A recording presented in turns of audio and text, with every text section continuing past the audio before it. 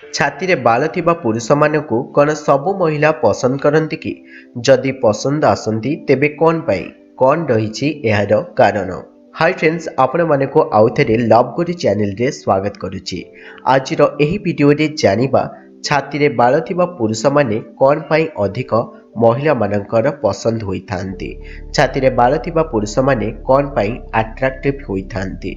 ଏହିପରି interesting video ଦେଖିବା ପାଇଁ ଆମ ଚ୍ୟାନେଲକୁ ଏବେ ସବସ୍କ୍ରାଇବ୍ କରନ୍ତୁ ଏବଂ ପାଖରେ ଥିବା ବେଲ୍ ଆଇକନ୍କୁ ପ୍ରେସ୍ କରନ୍ତୁ, ଯାହାଦ୍ୱାରା କି ଆମର ଏହିଭଳି ଇଣ୍ଟରେଷ୍ଟିଂ ଭିଡ଼ିଓ ସର୍ବପ୍ରଥମେ ଏବଂ ଅତି ସହଜରେ ଆପଣମାନଙ୍କୁ ମିଳିପାରିବ। ଭିନ୍ନ ଭିନ୍ନ 10,000 ମହିଳାମାନଙ୍କୁ ନେଇ ଏକ ସର୍ଭେ କରାଯାଇଥିଲା।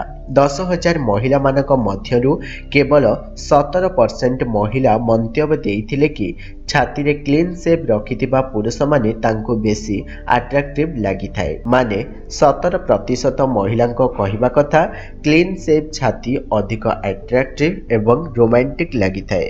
କିନ୍ତୁ ବାକି 83% ମହିଳା ଛାତିରେ ବାଳ ଥିବା ପୁରୁଷମାନଙ୍କୁ ଅଧିକ ପସନ୍ଦ କରିଥାନ୍ତି। ମହିଳାମାନଙ୍କ କହିବା ଅନୁସାରେ ଛାତିରେ ବାଳ ଥିବା ପୁରୁଷମାନେ ଅଧିକ ମ୍ୟାଚ୍ୟୁର୍, ମର୍ଦ୍ଦାଙ୍ଗୀ ଏବଂ ଏମାନେ ଅଧିକ ବୁଦ୍ଧିମାନ, ପରିପକ୍ୱ ଏବଂ ଚାଲାକ ହୋଇଥାନ୍ତି। ଛାତିରେ ବାଳ ନଥିବା ପୁରୁଷମାନେ ଅଧିକ ଭଲ ଲାଗିନଥାନ୍ତି।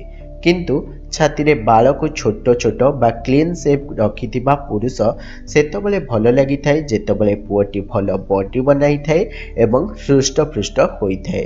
କିନ୍ତୁ କେତେକ ମହିଳାମାନେ ଭାବନ୍ତି କ୍ଲିନ୍ ସେପ୍ ପୁଅମାନେ ସିଧା ସାଧା ଏବଂ ସଫ୍ଟ ହାର୍ଟେଡ୍ ହୋଇଥାନ୍ତି।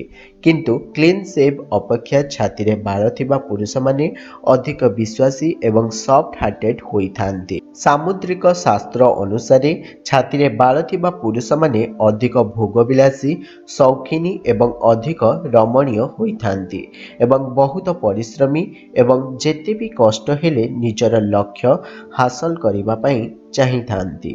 ଏବଂ ଏହା ମଧ୍ୟ ଠିକ୍ ଯେ ଯେଉଁ ପୁରୁଷମାନଙ୍କ ଛାତିରେ ବାଳ ନଥାଏ ସେମାନେ ଭଲ କଥା କହି ଏବଂ ଆକର୍ଷଣ ରୂପ ଦ୍ୱାରା ଅନ୍ୟକୁ ମୋହିତ କରିଥାନ୍ତି। ଫ୍ରେଣ୍ଡସ୍, ଏହା ଥିଲା ଆଜିର ଭିଡ଼ିଓ। ଯଦି ଭିଡ଼ିଓ ଭଲ ଲାଗିଥାଏ ଭିଡ଼ିଓକୁ ଲାଇକ୍ କରନ୍ତୁ, ଚ୍ୟାନେଲକୁ ସବସ୍କ୍ରାଇବ୍ କରନ୍ତୁ ଏବଂ ଏହି ଭିଡ଼ିଓକୁ ଅନ୍ୟମାନଙ୍କ ସହିତ ମଧ୍ୟ ସେୟାର କରନ୍ତୁ।